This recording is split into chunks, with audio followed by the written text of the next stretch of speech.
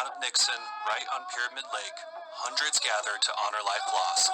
That of Amanda Davis, 37 years old, and her unborn son, she already named Ezra. She was tragically stabbed to death Tuesday, police say, by her boyfriend, the father. The focus of the vigil, honoring Amanda and her family, and all murdered and missing Indigenous women. I want somebody to take something away from this, and even if it's just one woman out there, that this will help, then I'm good with that. Songs sung in mourning by members of the Pyramid Lake Paiute tribe, along with other Indigenous people from surrounding reservations and communities.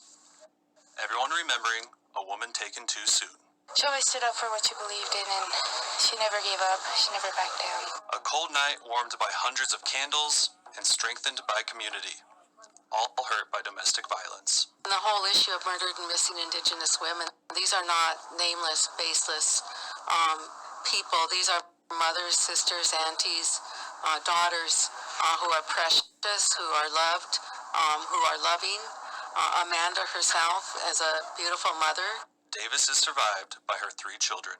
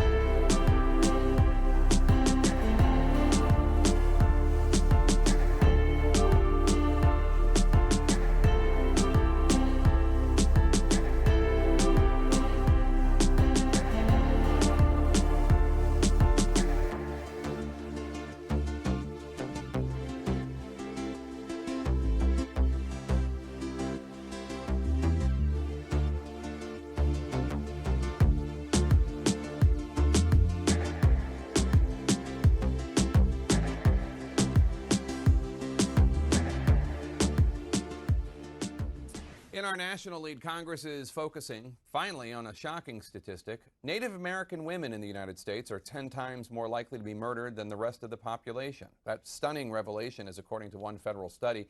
And as CNN's Scott McLean reports, it's driving a new effort on Capitol Hill to find out why and how thousands of Native American women have mysteriously been killed or have vanished. Right, this is right before she disappeared, I'm sure. 10 years ago, Alyssa McLemore called 911 and said she needed help. Moments later, the line went dead. No one's heard from her since. Police in Kent, Washington still have an open investigation, but clues are scarce. How do you move on? I can't move on. The mystery of what happened to this Native American woman has tortured her family, and there are countless other unsolved cases like this across the country. And then I want her picture to go on this one, too. An invisible crisis, Native American women murdered or missing with few answers and little attention. In some places, Native American women are 10 times more likely to be murdered than the rest of the population, according to one federally funded study. One estimate based on national crime data pegs the number of missing Native women and girls at more than 5,700 in 2016 alone, though reliable data is near impossible to come by. What are we missing here? What's happening with our Native women that they are being victimized to the extent and to the level that they are? Republican Senator Lisa Murkowski is now pushing two bipartisan bills. One aims to improve data collection on missing and murdered Native women. It hardly gets talked about. Activists like Roxanne White are trying to raise awareness of missing women like Macklemore and her own cousin, Rosenda Strong, who disappeared from the Yakima Reservation in Washington last October. Her family thinks she was killed, but there have still been no arrests. The tribes are like the Wild Wild West, and we essentially don't have any protection. Tribal police have declined to comment. Senator Murkowski says many women disappear from remote reservations, some which lack even a single police officer. Other times, cases get lost in a confusing web of jurisdictional conflicts between tribal, local, and state police. She also worries that some victims are simply discounted by police because of their race or involvement in prostitution. Which makes no sense whatsoever, and it doesn't mean that we should give up or that the system should not work to investigate, to find out where that woman has gone. That is what the Macklemore family believes happened to Alyssa. At 21, she was caring for a young daughter and a dying mother. A year before she disappeared, she was picked up by police for prostitution. I just kind of feel like they wrote her off as a prostitute, and they probably thinks that, you know, she didn't have family. And Kent police say they don't discriminate. A new law may not help Macklemore, but it might finally help solve the crisis of missing and murdered Native women and bring some much-needed closure to their families. We're not going to stop looking for her. We're not going to say, give up. Now, those two bipartisan bills have a long way to go before becoming law, but Senator Murkowski's office says she is pushing to get them through the committee process as soon as possible. Now, Washington State has already passed similar legislation that requires the State Patrol to not only count the number of missing Native women across the state, but also to come up with solutions as to how to actually fix the problem. That report is due in June, Jake. Excellent reporting, Scott. Harper, I mean, what you talk about his record, is it? Excuse me, did I just hear you correctly? How can he be blamed with that? No. Excuse me. Excuse me. Right Don't now, speak to us that way. Stop right now. You do not speak to us that way. We are human beings. And the way that you're speaking to us It's not acceptable. you are not No, stop it. Stop it right now. We don't want you here. Can you please leave? Step out. Step out. Step out. Then I don't want to hear from you. You have no right. You don't speak to us like that. Very simple question. Can I have an answer? And this is the problem, the way you communicate. I'm not insinuating anything. I'm looking for information. I'm not going to argue with you. I'm not going to arguing stop. No, stop. Stop. You need to stop. I'm only You asking need to you- stop. Stop. You're a guest here, and you don't even know how to speak to us. You don't even recognize the tone in your voice and your delivery. And no, you're done. You're done. Next question. I'll re-ask Julie's question. How do you think? You want to re-ask? Yes. How do you Somebody think? else's question? You better be respectful. I'm being totally respectful. I'm asking how Justin Trudeau's record compared to Stephen Harper's record. Do you think he's improved the situation? I think that's what Julie was asking. We have a holistic genocide happening here.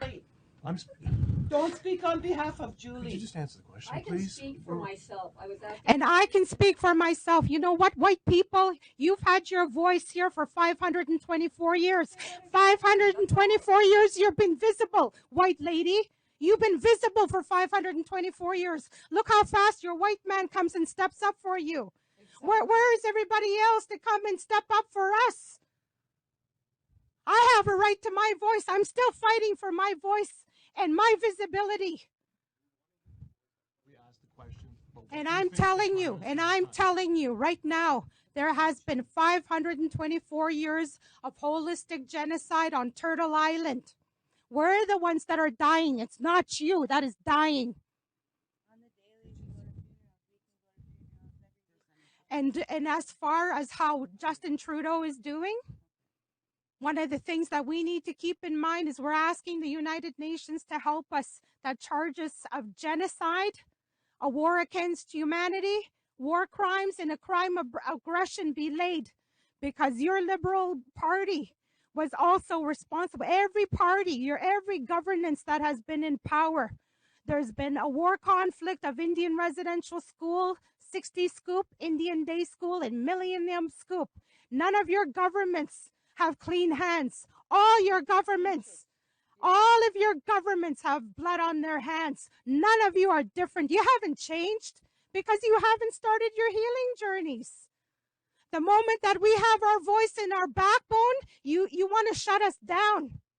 And you think you're privileged to disrespect us the moment we tell you, because of your colonial mindset and your colonial way of being, your white privilege, your white fragility, you can't take our truth. Look how many people came to bat for you, white lady, and you're a guest here. Without us, you'd be homeless. This is over.